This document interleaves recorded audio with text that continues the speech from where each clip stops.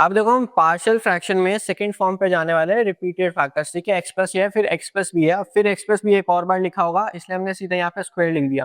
तो उसका आंसर ये होता है। ठीक है, सबसे पहले हम क्या करेंगे, डिग्री चेक करेंगे। डिग्री ऊपर की 0 है और नीचे की क्या हो जाएगी, एस प्लस वन। ठीक है, और S square plus 4 plus 2s2। ठीक है, ये मैं क्या कर रहा हूँ, a प्लस बी का होल स्क्वायर लगा रहा हूँ। तो यानी कि s और s स्क्वायर मल्टीप्लाई होगा s क्यूब, यानी कि डिग्री 3 आ गई। 3 बड़ी होती है 0 से, तो यानी कि हम ये फॉर्मूला अप्लाई कर सकते हैं। तो अब देखो क्या करेंगे, 1 upon s plus one S plus two का whole square is equals to a upon S plus one plus B upon S plus two plus C upon S plus two का होल स्क्वायर। ठीक है, जब exam में ये question आएगा तो ये वाली प्रॉपर्टी लिख के आना। ठीक है, ये वाला फॉर्मूला लिख के आना। ऑलराइट, अब देखो क्या करने वाला है, सेम जैसे हमने पहले करा था, 1 इज इक्वल टू। अब देखो डिनोमिनेटर, हम जब हम एलसीएम लेंगे तो डिनोमिनेटर डिनोमिनेटर कट ही जाएगा, तो तुम्हें वो दिखाने की जरूरत नहीं है। ठीक है, कॉलेज में पढ़ रहे हो तुम, ठीक है, 9th-10th में नहीं पढ़ रहे, तो सीधा लिख सकते हैं हम 1 is equal to S plus two का whole square plus B S plus one और एस प्लस टू। यहाँ पे देखो एक एस प्लस टू ऑलरेडी है, यानी कि एस प्लस वन और S plus to he multiply होगा बस। सी यहाँ पे आएगा, एस प्लस वन आएगा बस। ठीक है, क्योंकि एस प्लस टू का होल स्क्वायर ऑलरेडी है, जब ज्यादा ऑलरेडी है तो कम से क्या फर्क पड़ने वाला है। ठीक है, तो सी और एस प्लस वन लिखेंगे बस। ऑलराइट, अब देखो इसमें क्या करने वाले हैं, इस टर्म को अगर जीरो बनाना है तो एस प्लस टू को जीरो रखेंगे तो एस माइनस टू आ जाएगा, है ना।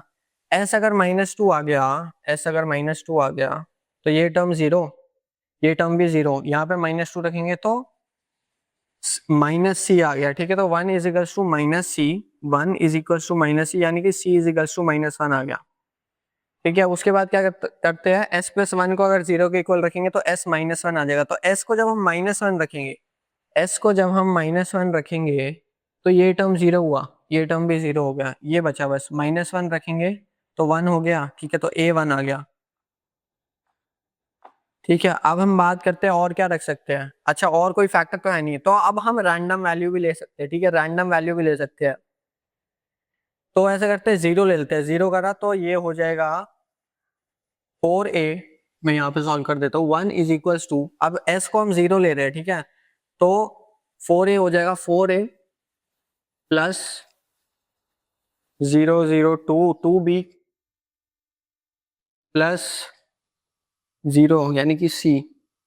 ठीक है, ऑलराइट, अब हमें a और c की वैल्यू तो पता है, a है 1, यानी कि 1 is equal to 4 plus 2b plus c क्या है, -1, यानी कि -1 लिख देते हैं। ठीक है, तो यानी कि ये हो गया 3, ये यहाँ गया तो 1 - 3 -2 हो गया। सही कर रहे हैं ना, 1 ये 2 हो जाएगा, माइनस, हाँ ठीक है 2 भी, यानी कि b आ गया -1। ठीक है, ए बी सी आ गया। अब हम इस पर पुट करेंगे और सीधा लाप्लास निकालेंगे। तो अब देखो यहाँ पे हम पुट कर देते हैं वैल्यू, a जो है वो 1 आया।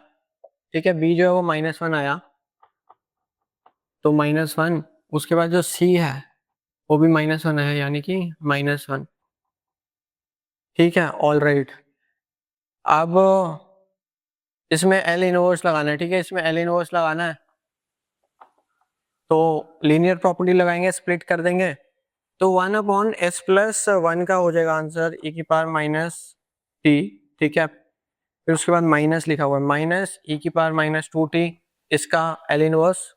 और इसका अगर हम देखेंगे तो ये तो s प्लस ए वाली फॉर्म में, यानी कि e की पावर -2t से मल्टीप्लाई करो और एफ एस लिख दो, यानी कि 1 अपॉन एस स्क्वायर।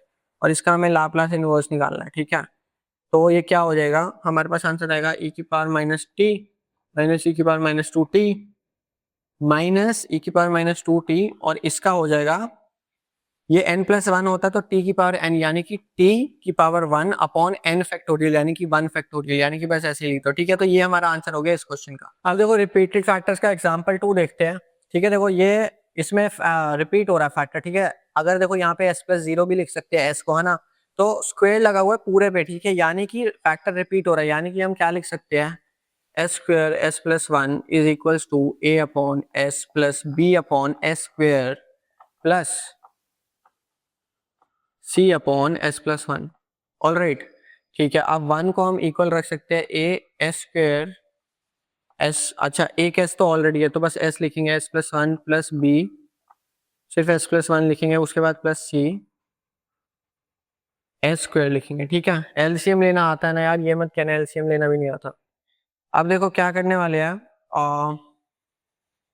एस को एक बार जीरो पुट कर देते हैं, ठीक है। तो ये टर्म पूरा जीरो, ये टर्म भी पूरा जीरो, यहाँ पे जीरो करेंगे, बी इजिकल्स टू वन, यानी कि बी वन आ गया,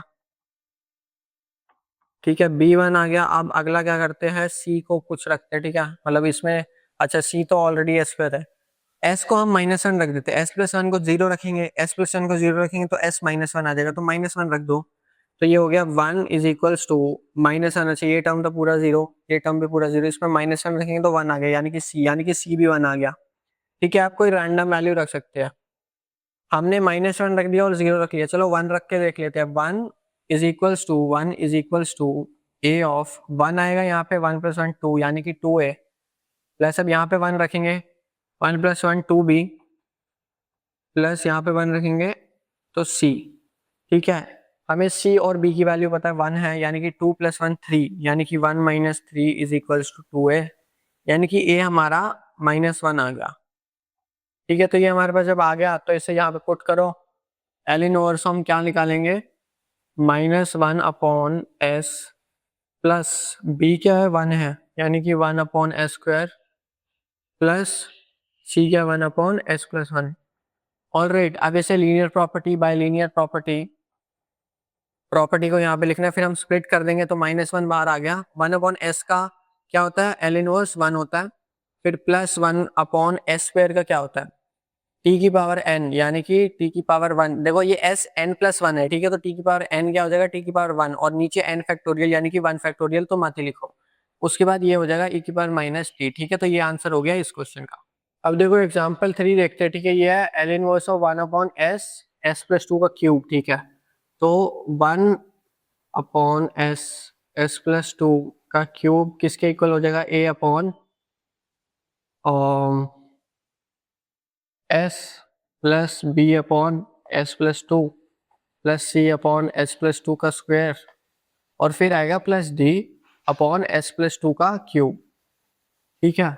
अब इसे कंपेयर करते हैं, one is equals to A S plus two का क्यूब प्लस बी एस और एस प्लस टू का स्क्वायर प्लस सी एस और एस प्लस टू और प्लस डी, सिर्फ एस आ जाएगा, ठीक है। ऑल राइट, तो एस को माइनस टू ले लेते हैं सबसे पहले, तो ये टर्म जीरो, ये टर्म जीरो, ये टर्म जीरो, सिर्फ वो बच गया, माइनस टू डी हो जाएगा, ठीक है। तो one is equals to minus two D, यानी कि डी आ गया minus one by two. S को अब हम जीरो ले लेते हैं, ठीक है। ऑल राइट, तो ये टर्म जीरो, ये टर्म जीरो, वो टर्म जीरो, यहाँ पे जीरो डालेंगे तो एट आ जाएगा, ठीक है। टू का क्यूब एट होता है, तो one is equals to eight है, यानी कि ए आ गया हमारा वन बाई एट, ठीक है। अब और कोई फैक्टर तो ले नहीं सकते हम, तो ऐसा करते हैं S is equals to one ले लेते हैं,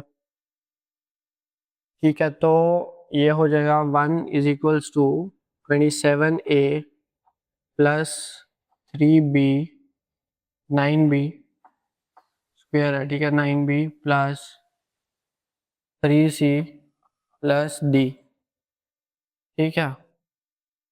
अब देखो इसमें हमें a पता है, d पता है, पर b c दोनों नहीं पता। अब देखो इसे सॉल्व करने का दो तरीका है। सबसे पहला तो हो सकता है कि हम s की कोई और वैल्यू लेंगे और एक और इक्वेशन निकालेंगे जिसमें बी सी अननोन होगा, वो वाली इक्वेशन और ये वाली इक्वेशन को सॉल्व कर लेंगे तो हमारे पास बी सी की वैल्यू आ जाएगी। दूसरा तरीका ये हो सकता है कि हम ना लेफ्ट हैंड साइड और right hand side coefficients compare कर लेंगे, ठीक है। कैसे करेंगे, देखो जो भी यहाँ पे देखो एस क्यूब हाईएस्ट होगा, ठीक है, यहाँ पे भी एस क्यूब आ जाएगा, ठीक है। देखो ये खुलेगा तो ए प्लस बी का होल स्क्वायर खुलेगा, तो एस स्क्वायर का कोई टर्म आएगा उससे एस मल्टीप्लाई होगा, यानी कि ये भी एस क्यूब यहाँ पे आ जाएगा, ठीक है। यहाँ पे अगर देखें तो यहाँ तो सिर्फ एस स्क्वायर तक ही आएगा और यहाँ पे एस आएगा। तो हम क्या करते हैं, हमने सबसे बड़ी वाली कोएफिशिएंट देखते हैं, ठीक है। तो एस क्यूब जैसे हम फॉर एग्जांपल लेते हैं, लेफ्ट हैंड साइड में एस क्यूब का तो कोई टर्म है ही नहीं, यानी कि एस क्यूब का कोएफिशिएंट क्या हो जाएगा, लेफ्ट हैंड साइड में जीरो हो जाएगा।